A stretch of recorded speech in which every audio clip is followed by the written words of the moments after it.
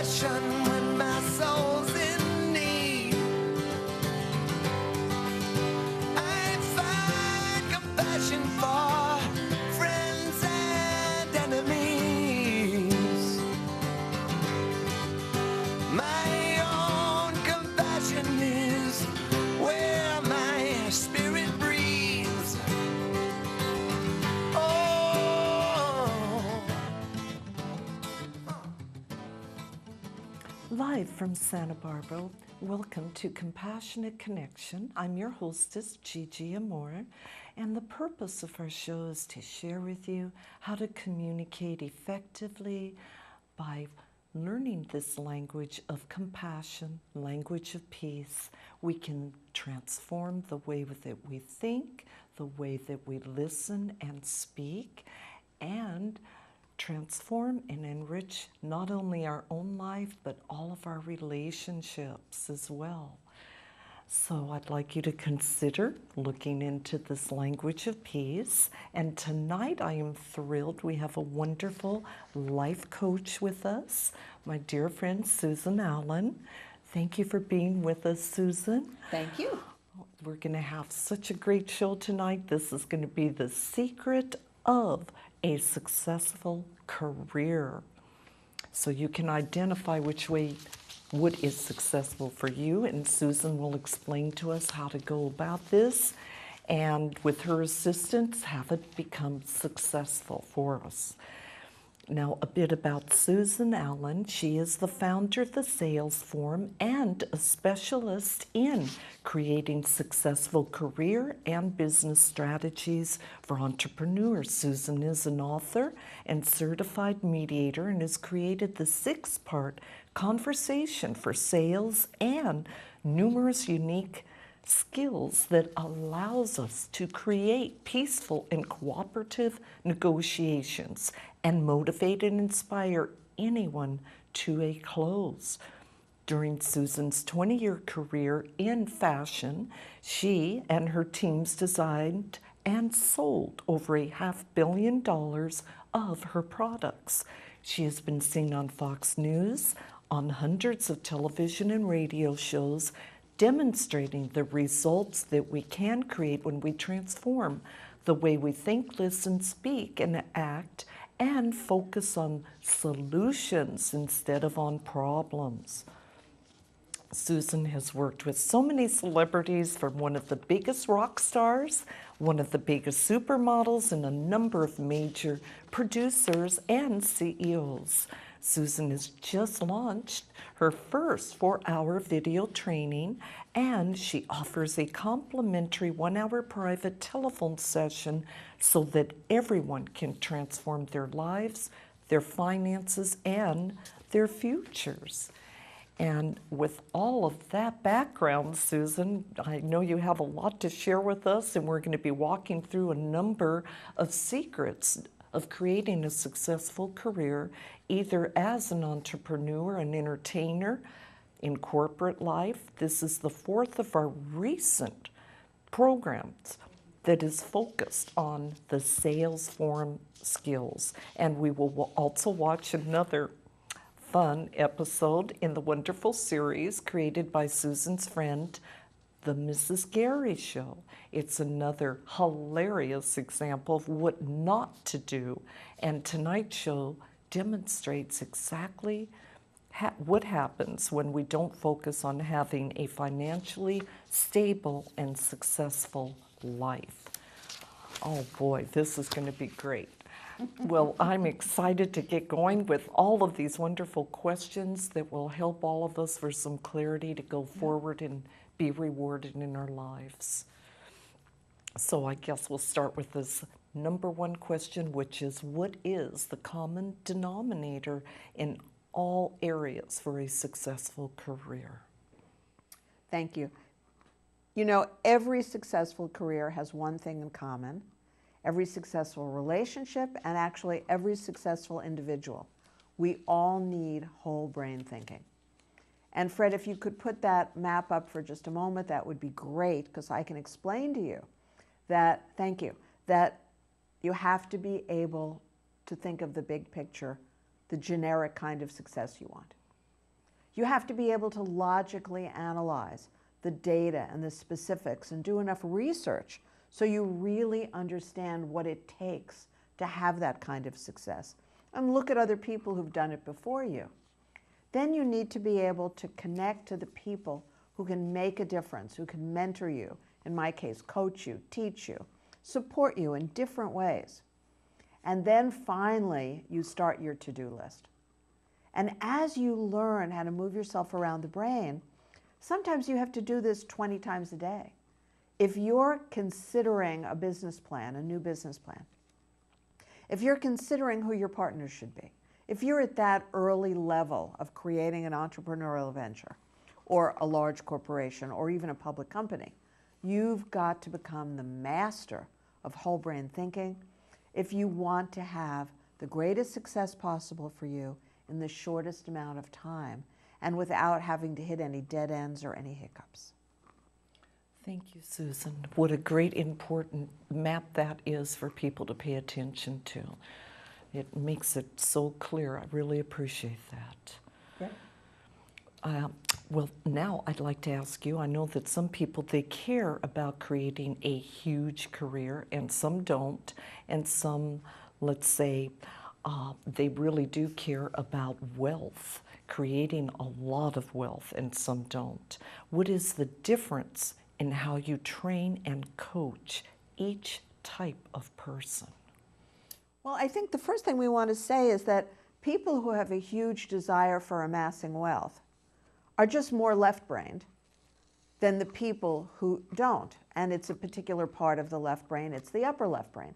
That part of your brain, the Donald Trump brain, the Martha Stewart brain, the CEO brain, you know, that kind of ambition, that kind of drive, that kind of real commitment to success. That's what you have if that part of your brain has a lot of neural pathways. You inherited it, you were born with it, or someone or some people in your life worked really, really hard to get you to that point. And it's not good and it's not bad. There are other things that make it, you know, problematic, as we've seen with both Martha Stewart and Donald Trump. But the brain patterning in and of itself is just great. Now, people who are more visionaries, upper right brain, people like Gigi and me, we're more interested in making a difference in the world. We're more interested in contributing. Again, that doesn't make us better. That just means that we have different priorities. And, you know, each of these quadrants have their own challenges. That's why what you want to do is have enough functionality of each part of the brain. So if what is important to you is amassing great wealth, that's terrific, but don't make people angry, because you've seen what happened to those two people, right? And if you're a great visionary, that's wonderful, but you have to learn how to think about safety and order and protect yourself for the future, because we've all seen, you know, what happened to a lot of hippies who didn't make it. You know, they took too many drugs and they flew out of the window thinking that they were going to survive. So having whole brain function is what you need. Very important indeed. You said it so sweetly. I'm working on it. Oh. I have to say it sweetly so you'll listen, because if I don't, then I'll be that Martha Stewart type again, and you'll just, you know, Yeah, the blocks come walk up. away, right? Yeah, so that's a good point too. That is. And she has compassion along the way. Very nice. Now, I realize that there are some people in a company that can be very helpful and enjoy mentoring, while others seem to really enjoy messing with other people. And so how can we go about proceeding to the top and also avoid these type of challenges? Well, it has become so much easier for women in the last 20 years. I'll talk about men in a minute. But, you know, 20 years ago, when there were no laws against sexual harassment, 25, 30 years, when, you know, basically every guy thought that sexual harassment was the way everybody else was behaving, and they were pretty much right. So in those days, women had to have a lot of skills that they don't need now. But you still have to make sure that you are motivating and inspiring people. So the difference between having someone mentor you and somebody mess with you is A, assessing whether somebody really has your best interests at heart. That's key. And there are a lot of skills that I teach about that. To really qualify a customer, is that someone who's going to buy your product? You can qualify a coworker. Is that someone who really has my best interests at heart? Or is that someone who's looking for a way to climb over me to get to the top themselves? And the same thing is true about bosses. You know, some bosses may hire you and you assume that they really like you, they support you, they've got your back. And in fact, that may not be true at all. So these are empathy skills, which we use a little bit differently, and it's called finessing. And you must become really good at this if you want to do well in any kind of group, corporate, entrepreneurial, whether you're clients, or even in a large family. That's very important information. Thank you, Susan. How do we therefore learn to focus on our own success so that we can achieve our goals quickly? Well, you know, if we're talking about people who are in entertainment, and that's certainly one of the key entrepreneurial categories that I work with. There was that very famous movie, All About Eve, that so many people have seen, with Bette Davis and Marilyn Monroe and a fantastic cast. And, you know, the character of Ann Baxter, who is going to make it to the top no matter what. She destroys, you know, Bette Davis's career. She steals Bette Davis's husband. I mean, this is an old cliche, but it happens all day long, every day in New York, I can tell you. And it happens all day, every day in Hollywood, I can tell you. So you have to be so focused on your own career, yet at the same time, you don't want to be so transparent and so, you know, conniving that people get even with you later. You have to be very careful in your career. They say, be nice to people on the way up because you're going to need them on the way down, and it's really true. So getting your own needs met while at the same time finding people who would enjoy helping you and who would benefit from helping you. Another reason for wonderful, inspiring company to keep. I like that. With a good attitude, folks. Yes. Get rid of the rest of them. Get them out of there. Right. Jeez. Well, let me ask you this question. How likely is it for people to become financially successful if they suffer from mood swings or emotional issues? Yeah, pretty much zero. Because what's going to happen is you're going to go up and things are great and your career is growing, it's building. If you're an actor, you've got lots of roles, people think you're terrific, and then you're moody. And after a while, you get a reputation that people avoid you like the plague.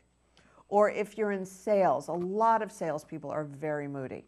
You know, they're moody not because they didn't close a deal, they just suffer from a lot of mood issues. So when they're in a good mood, when they're up and they're in their manic phase, people want to buy from them and it's exciting and they close deals. And then they wake up one morning and they just don't feel good anymore. Now they can hardly get out of bed, they can hardly make the phone ring. And then the deals that they made the last couple of days may even start to fall apart. So if you have a big goal, and you have to understand that being able to manage your mind, being able to self-generate peace is essential. It's not negotiable. You have to have that skill. And I'd just like to say you are a pro at assisting people to get to that place. Yes. Yes, because I used to be the person who didn't have the skills. So I had to learn because I watched things crash and burn after, you know, I was doing all this stuff that didn't work. I was like, I didn't know that there was an option to live in peace pretty much 24/7. But I knew that I needed that option. And so I committed myself, I dedicated myself, and I found it. And now I know how to share it with everybody else. What a gift. Now, I'm going to ask you another question here that is important as well, and that is, how about inner peace? How important is creating a successful career by possessing inner peace, and why? Yeah, you know, that is the most desirable quality for the rest of us to be around, right, Gigi? Absolutely. That's, you know, that's what most people are longing for. You know, why do people want to be my friend? Yeah, they want to work with me because they want to learn these skills. But why do they want to be my friend? Because they know after a while that I don't freak out. That's a huge thing. I mean, no matter what you do, I may not tolerate it. I may not put up with something that I consider to be unacceptable, like the rest of you. But screaming and shrieking and throwing plates and, you know, and crying uncontrollably and all this stuff, it's just not, there's no point. It doesn't work. And if you look at the times in your life when you really were dedicated to a result and then you didn't get it, I am guaranteeing that there was a phase where you were in fear, anger, or sadness, not once, but repeatedly, and unable to pull yourself out of it back to peace. Very good point. I hear those stories myself throughout the day. Absolutely, Susan. They have your number, by the way. I don't know what people wait for because, you know, get over the suffering and be able to pick it up and be active and successful. Well, Now, they're young enough to enjoy it. a lot of energy. That's right. Oh my goodness. Well, I wonder if you'd share with us an example of a client who became very successful and in his career, let's say, or her career, with your teaching them skills and your support. I have so many stories, but I'm going to tell you one that I don't think I've told you before. And I had a client a number of years ago, and he lived outside of the United States. And he was a very, very, very creative and talented guy. I loved speaking to him because I had no idea what great business idea he was going to come up with next. And in fact, he had put together a business deal that, for all intents and purposes, looked to me as if it would have been fabulous. He made a licensing deal with a huge company in America. And again, I said he didn't live in America. And he got the sole rights in his country to represent this licensed thing. It was a fabulous, fabulous deal, except for one thing. He didn't know how to sell at the time. He didn't want to learn how to sell at the time. And he was very, very moody. So I come along. He tells me about this deal. He tells me he has not made one penny at it in 2 years. So, of course, you know me, I want to find out, okay, how are we going to fix this? What's going on here? Let's fix this. So I found out, yes, he has the rights to sell this thing in his country. He doesn't know how to sell. He has nobody selling. It's a nightmare. I mean, it's a complete nightmare. So I talk with him about the two choices. He can either become a Cracker Jack salesman. It will take a lot of training from me or someone else. It will take a lot of practice, or because it's such a great idea and the brand is so famous around the world, I suggested a sales organization. He got himself a sales group. They took over the sales. Sales started coming in. But now that leaves him with nothing to do. This creative guy, because he put that deal together. Now he needs to move on to the next deal. He worked with his best friend to create a film and commercial video company, a whole crew and laboratory in Asia, a country where he wasn't even living, but where his best friend was from. They had all the connections in the world. We negotiated a percentage deal for him. He did not have to put one penny down. So he moved to this country in Asia, which is a lovely place to live, by the way. And he started to thrive in about 3 months. Because he focused on what he knew how to do, and he found other people to do what he didn't know how to do. And it was it is fantastic. Well, you assisted in making it work. Yes, being really practical. I was the practical one. I was the logical one. I was the analyzing one. I was the safekeeping one. So basically, he had lots of people, lower right brain. He had lots of ideas. But people and ideas, that's just half the brain. You're not going to get very far. So I added, by motivating and inspiring him, not by pushing him or telling him what to do, but I motivated and inspired him to take a look at, hey, I think I know how I could help you get from there to here. I think based on what I know about you, there's a way this might happen. And it's just thrilling. When it all falls into place, it's just wonderful. Oh, that's a wonderful story for sure. Thank you for sharing that with us. Yeah. And she has a lot more stories, really. Well, we're going to explore this question now. When we find ourselves in a work situation that's very difficult, what would you recommend? You know, there are so many versions, so many flavors of difficult situations. But normally, if you are owning a company or if you are employed in a company, if the sales are good, everybody's happy.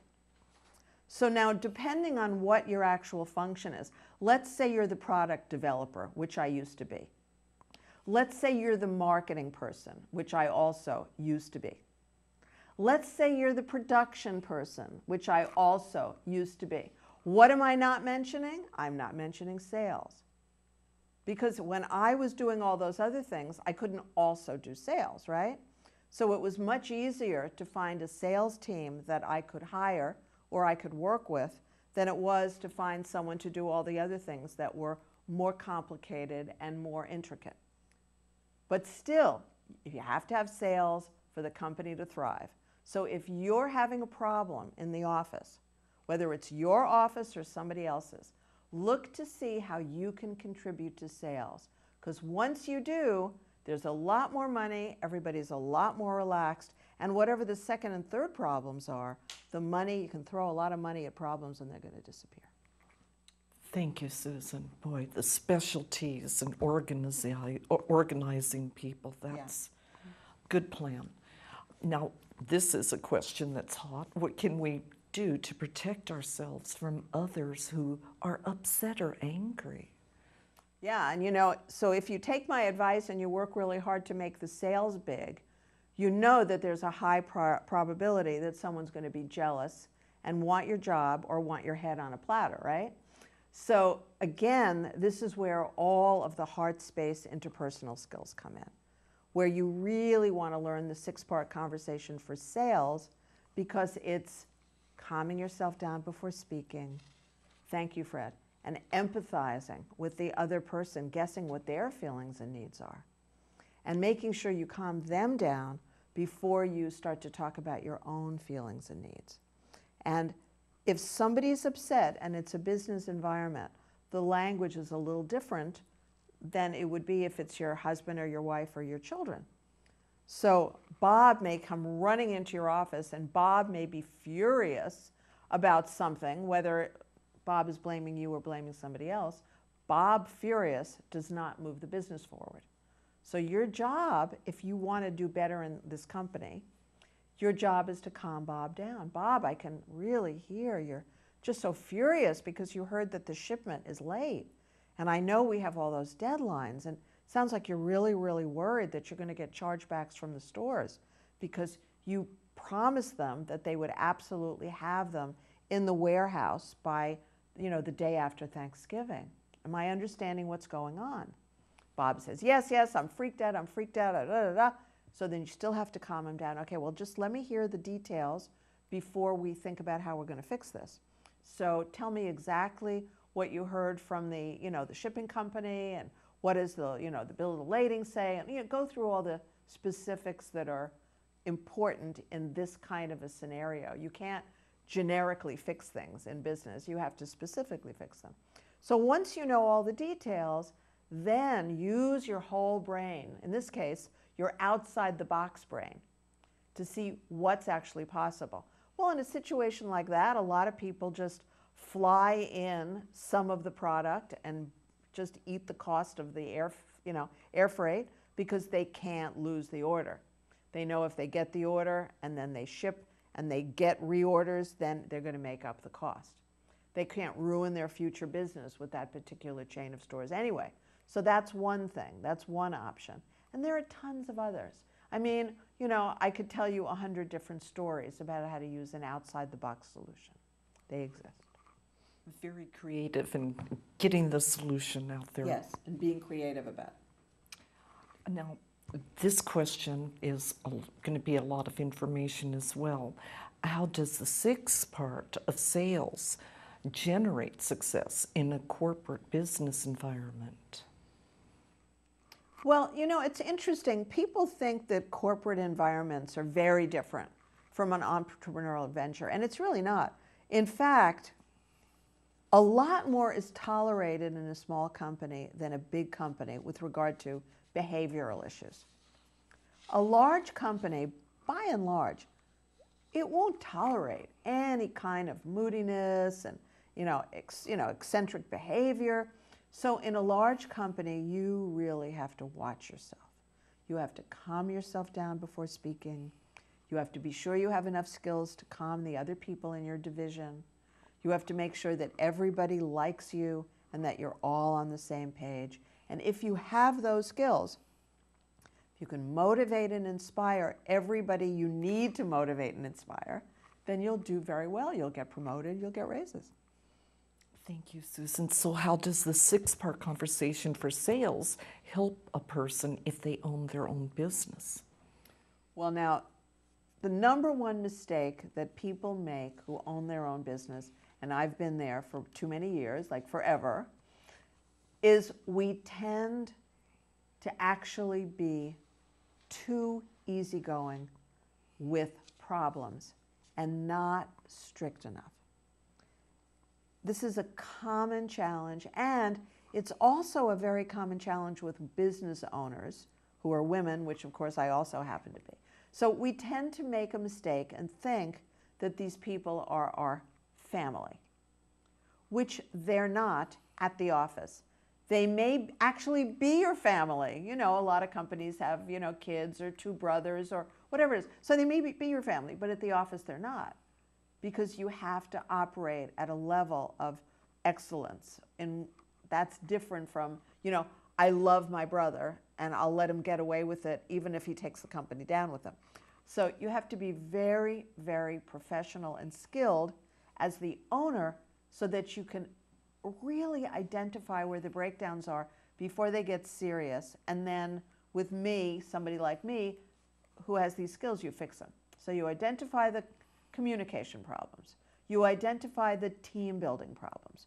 You identify problems with who you're hiring. All these things, performance, there are 1,000 different categories where you're going to look and see what's my problem. And then you have to do the tough work of speaking to the individual employees, motivating and inspiring them, have your middle management motivating and inspiring them, and make sure you don't stop that until you get to your results. Very well said, Susan. Thank you. How are these skills helpful if someone is facing a work crisis or when a big deal doesn't close?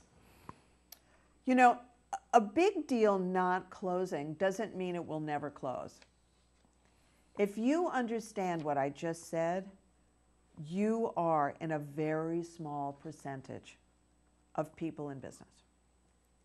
A deal not closing does not mean it will not close in the future. And if you behave as if the sales is a process, it's a pipeline, you're doing what you can do today, you're building towards the future, you're building towards the future, you're building towards the future. If you behave that way, then you have obviously a much higher chance, a higher probability that you're going to do the kind of business you want to do sooner rather than either later or not at all. Thank you. I understand that. What about a time when someone is about to be fired or thinks that they will be fired? I'm curious how they can use these skills to save their job. Yeah, it's very interesting because I worked with a young man who kept getting fired and getting new jobs before I started working with him. And he really had an adversarial relationship with bosses, and he had a problem with authority.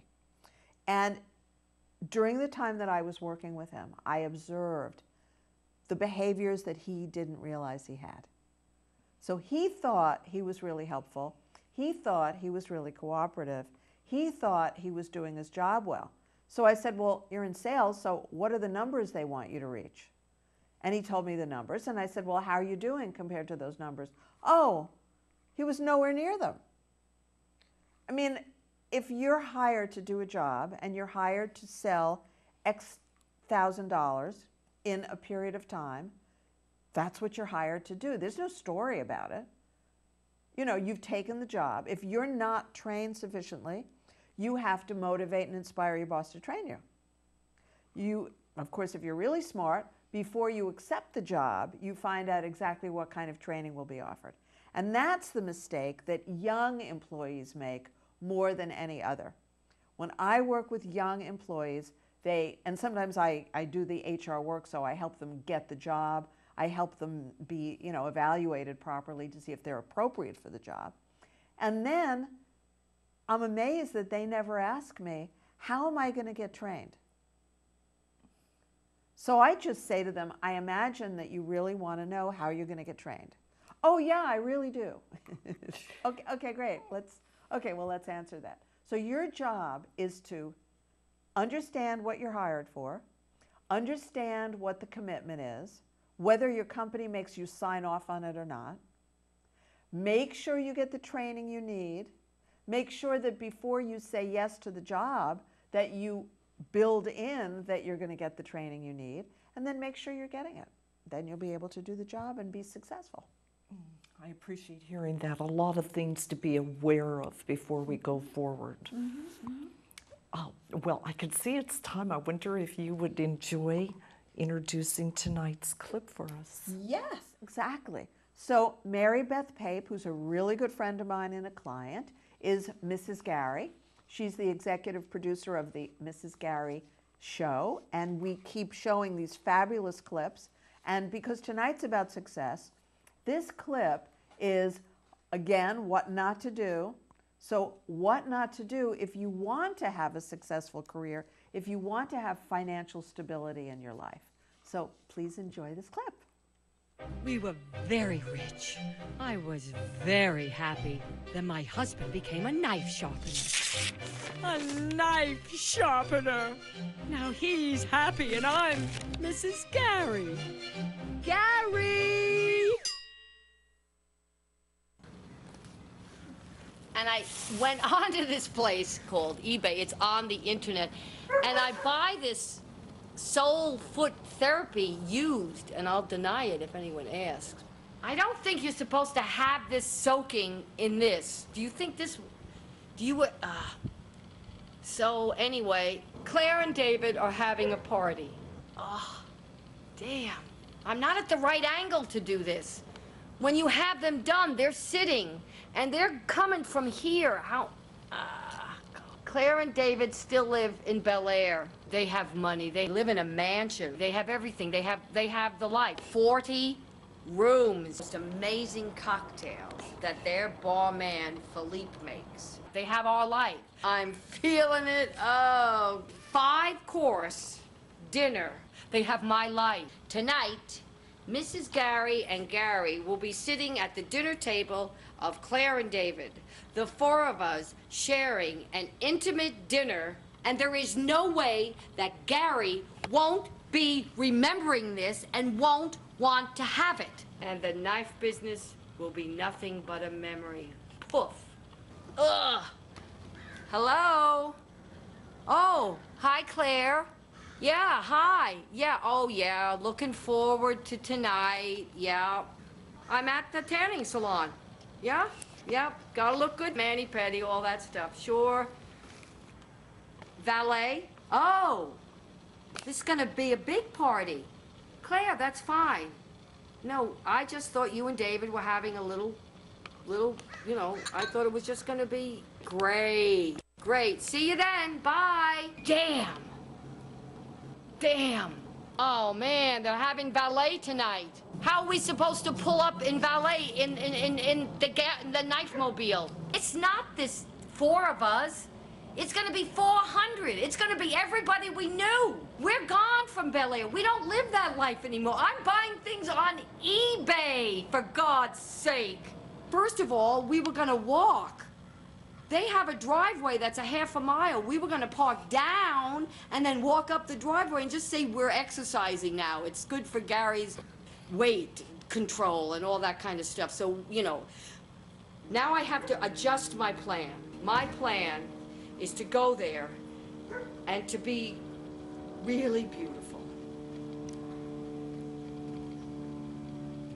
You put me in heels and everything. My legs are great. I was a showgirl. I could have been a showgirl. And I think that, so my plan is, here we are sitting, oh, hello, 5-course dinner. First course, second course, third fork, fourth fork. Pick up the knife. I will tell her, please, no knives tonight. Don't ask. Shh, between you and me, don't ask. I'll say, we just read, it's like the latest thing is you don't use a knife. And Claire won't mind because Claire drinks. Claire has a lot of cocktails before we even get there. David, frankly, he drinks too.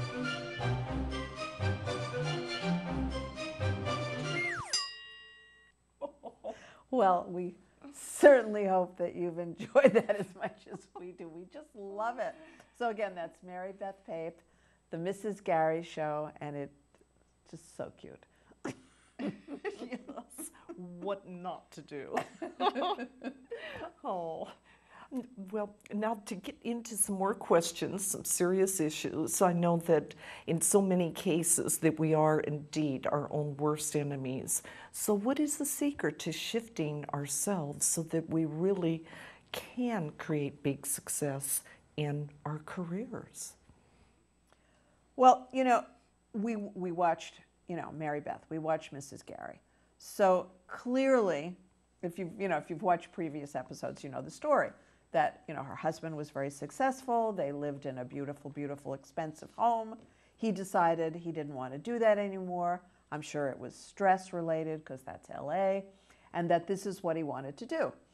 So clearly at that moment, a business plan needed to be considered because, they really needed to see what would be possible, what wouldn't be possible, make an arrangement that really worked for both of them and that was very practical. So that's what you have to do as well. You may have a great idea. You may have an idea that's not so great. You may have an idea that's great, but, and that's what a lot of people have. Most people have. They have an idea that's great, but. And believe me, an idea, at least in my universe with my clients, comes very quickly and very regularly. The first one may be just a terrible, terrible plan. Don't do it, don't go there, it's a dead end waiting to happen. Or it may be terrific, but until you evaluate it using your whole brain, please don't take action. Use the free call to me. That's a perfect reason for it. Thank you. Very nice. Now, even if we are successful, how can we avoid the impact of other people's interference with our path to greater success for example, their negative conversation?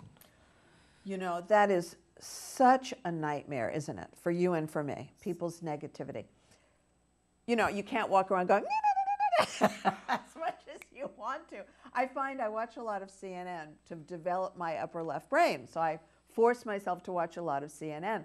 And CNN gets most of their advertising money from medication. So they go through this whole long drama about the illness before they tell you about this medication. So truly, if you came to see me, you would see me going, while I run over to get the remote so I can turn off the sound. Now, you can't do that in a business meeting. You can't even do that with friends. So you have to become a master of empathy. So while somebody's saying something that's just plain negative and unpleasant for you, gosh, silently I would be saying, I'm just feeling so disappointed because I need peace. Breathe.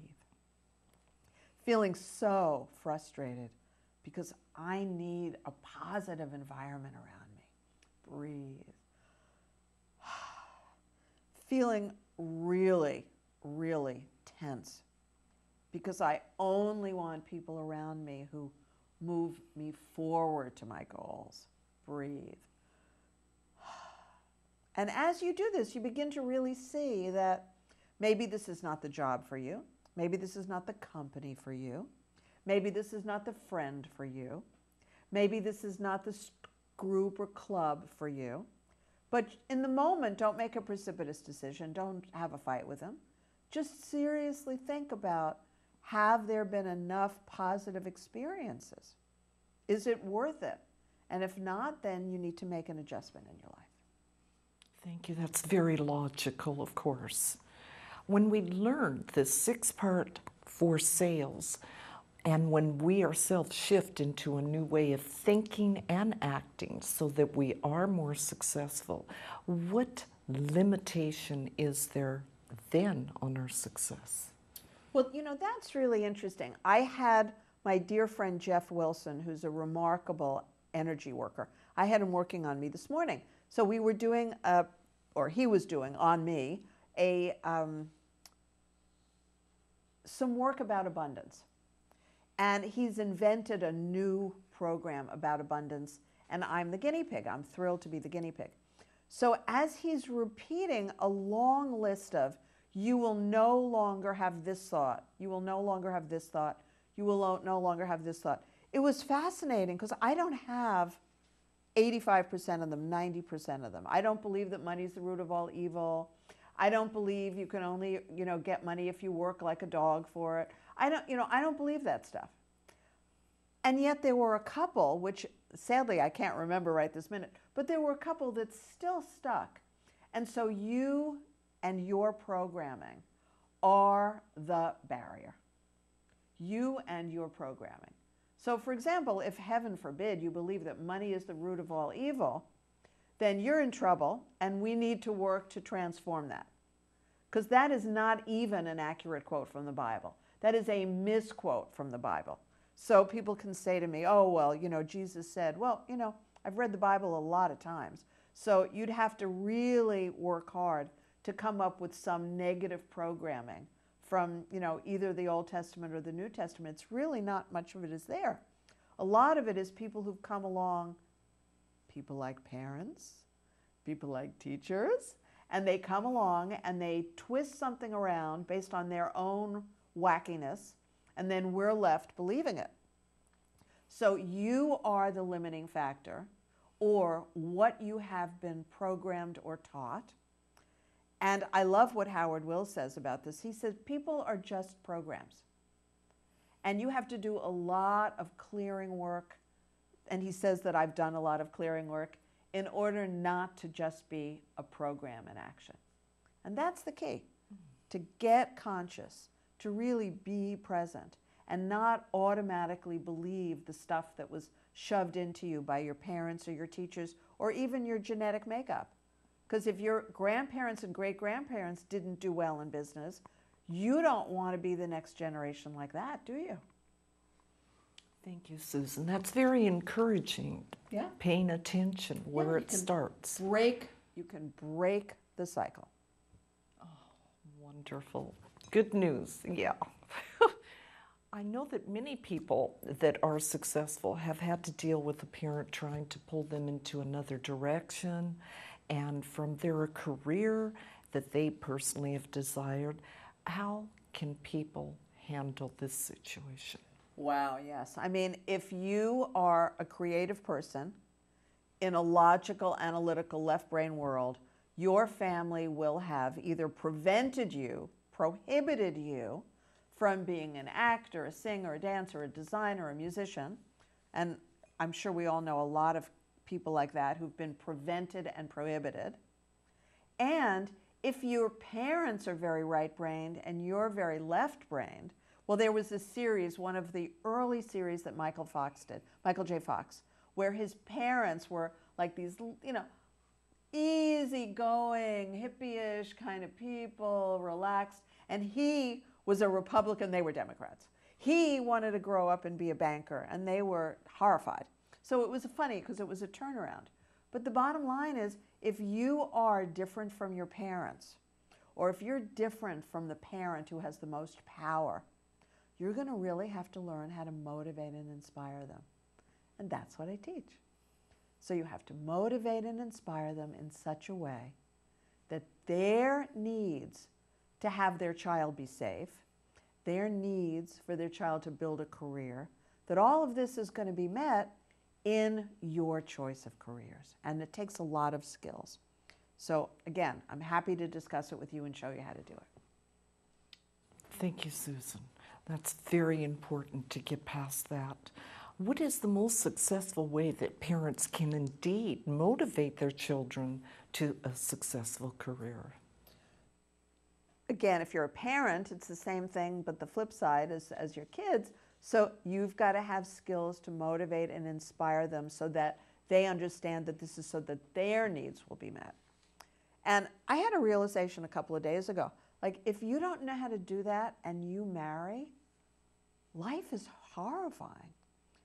You're married to someone and it seems great, and then your partner wakes up tomorrow morning and decides he wants to be a knife sharpener, and you have no skills to motivate and inspire that person to come up with a strategy that's going to be safer for you, more pleasant for you. Now, you know, Mrs. Gary and her husband have a great life, so this is a comedic video blog. I'm not talking about them. But imagine what happens if a husband or a wife decides they don't want to work anymore. I've seen this so many times. Don't want to work anymore, want to stay home and take care of the children. Except that the family needs 2 incomes. Now, it's going to be a bloodbath if you have no skills and you just are coerced into saying yes, or you don't have any skills and you just go along with it and you capitulate because you don't know what to do. You don't want to pick a fight. You don't want to end up divorced just because that's so expensive as well. You need skills to motivate and inspire people around you so that the solutions are solutions that really work. Very encouraging. Now, I'm curious about this. Are there certain children who are more likely to be successful and certain adults who are also more likely to be successful in their work? Yes, because success in our country and in Europe and some other countries as well means money. That is the bad news. If you are not a left brain person, the bad news is that you're home right now and you're already talking to the TV going, that's ridiculous. What about Picasso? Picasso was the best businessman of any artist in my lifetime. And one of the very, very, very, very few. Who else? Andy Warhol, again in my lifetime. Andy Warhol and before him, Pablo Picasso, were among the most brilliant businessmen, left brain. And if you appreciate Andy Warhol, he had a lot of different, things that he did that people consider creative. If you don't think of him as creative, then just think of Picasso. So success is money and business, whether you're a photographer, whether you're an actor, an artist, a painter, a dancer, a singer, you name it, a musician, the list goes on. You've got to be able to connect with the public in such a way that you're not starving. Whether you're going to be like Basquiat, who found Andy Warhol as a mentor. And so he became a very, very famous guy, though he was tragically a heroin addict and died very, very young. But he had this mentor. So you've got to find a way to connect right brain with left brain. That's what it boils down to. Absolutely. That's a great reality check for us. Now, have you ever seen a career situation that is hopeless? The situation with the career isn't hopeless. It would be that the person that I am talking to for a free session doesn't want to acquire the needed skills and is hell-bent on moving forward in what appears to me to be a very, very risky operation. And believe me, I've had these thoughts myself when I was younger, so you're not going to get me to judge you. It's just, let's take a look at how you think this is really going to work. Because we make certain assumptions that aren't true. I mean, I sat home for years watching different TV shows that were quiz shows thinking, I could make millions doing this. This is like easy. So then I finally, I guess I was 22, 23, I finally called the number and went and took the test to be on whatever the show was, Jeopardy or something. It was a nightmare. Those questions were nothing like the ones on TV.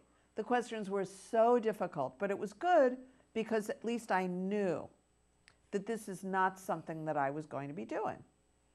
And I remember when my boyfriend, a couple of years later, desperately wanted to be an actor, but when I helped him get the audition for Broadway, he actually knew the guy who could get him to audition. He knew the guy who owned, like 15 theaters, on Broadway in New York. So it was easy for him to get an audition. And he froze, he said. He was so miserable. He came off the stage and couldn't remember our phone number. That's how scared he was. And the good news is from then he decided to be behind the, backstage. He became a cameraman. He's got a great career. He works for one of the big news companies now in New York. So you know who you are, you know who you're not. You know what you can do, you know what you can't do. You know what you're willing to learn, you know what you're not willing to learn. You know what you're willing to pay to learn, you know what you can't right now afford to pay to learn. That way, there's no hopelessness. You can always find the solution. Thank you, Susan. So my final question for you, this is a big one.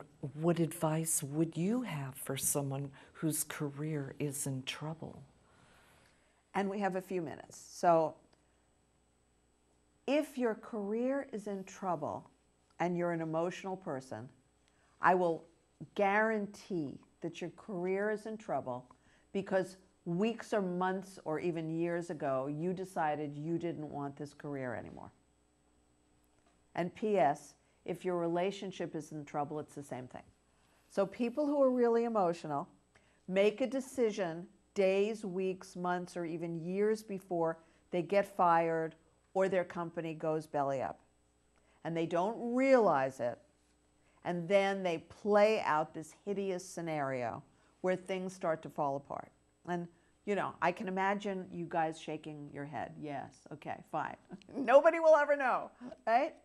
Now, if you're a very left brain person and you're having tremendous problems with your career or your business, it's usually because even though you're watching the bottom line, you're good with money, even though you know how to do your bookkeeping or you know how to hire the right bookkeeper, even though you're, understand taxes and you've got the right accountant and you're doing all the things financially, your problem invariably is that you either don't have an interesting product because the product development is the upper right brain, it's the visionary brain, or you have problems with people, you're not able to persuade and motivate people, you're not able to be a skilled enough salesperson so that the lower right brain is functioning highly and the upper right brain is functioning highly. You've got a great creative idea and you're also great with people. And then you use your basic skills of focusing on the money, follow the money, and getting things done. And Ralph Lauren's brother does all the business stuff. And Calvin Klein, had his former wife in his business.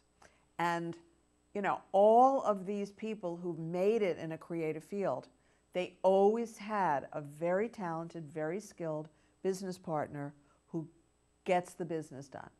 If you look at people who are very creative, well, Thomas Edison is a perfect example. Thomas Edison had a huge team. He was so creative, he had a huge team that was constantly working to make things happen. And then you have business people, once in a blue moon, you'll get someone like Martha Stewart, who really is creative, really is aesthetic, is an incredibly hard worker, and keeps her on money. But remember, she doesn't have the personal and interpersonal skills. Remember that. So don't despair if you're not whole-brained.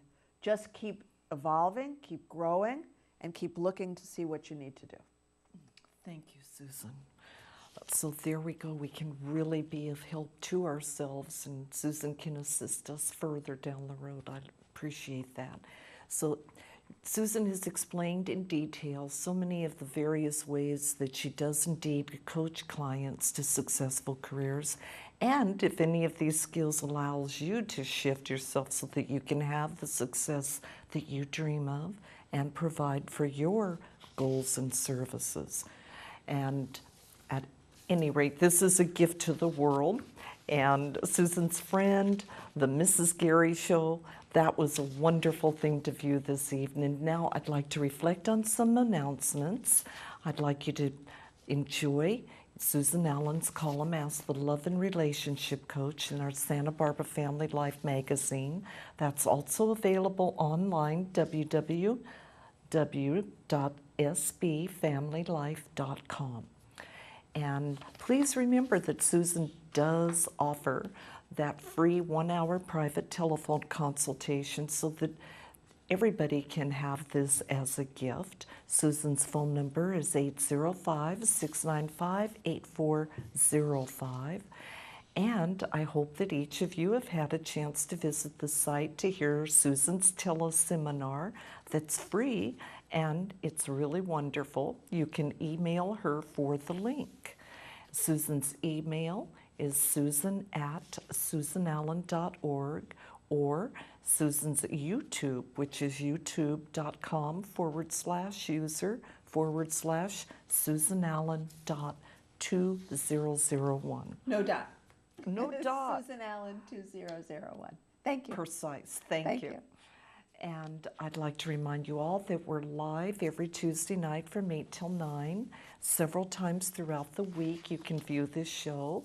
And we are in our 9th year, and we certainly appreciate all of your appreciation of what we have to contribute with all of our lovely informative guests. And if you do have any questions, challenges, we can be contacted. I have a big stack now, ggmr@cox.net, and also a phone number, 805-698-8233. And you can also tune in by going live streaming to CompassionateConnection.tv. Next week, our special guest will be Dr. Robert Mathis. And now I'd just like to say thank you to a very special sponsor, Debbie at Salon Debbie. Thank you, Debbie, for contributing to my well-being prior to the show. And here in our studio, a special thanks to Matt, to Mark, Oscar, so many of you that have helped throughout the years to contribute to our well-being right here on set. And our personal TV team, our director, Fred Winter. Love you, Fred. We couldn't do the show without you. And of course, Tyler Geck, he's our technical support, and so much more. Our viewers, I'd just like to wish you all a permanent, continuous, and inescapable moments of compassionate connection.